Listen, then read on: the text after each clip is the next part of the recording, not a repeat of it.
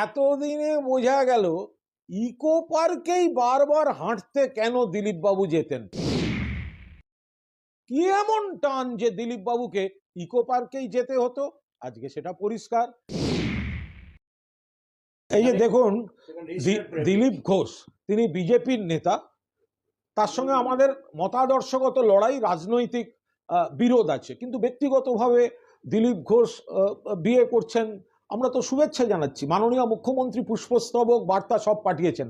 আর একটা মজা কি বলুন তো, এতদিনে বোঝা গেল ইকো পার্কেই বারবার হাঁটতে কেন দিলীপ বাবু যেতেন। সকালে উঠে সূর্যটা উঠেছে কি ওঠেনি, উঠেছে কি ওঠেনি, কি এমন টান যে দিলীপ বাবুকে ইকো পার্কেই যেতে হতো? আজকে সেটা পরিষ্কার।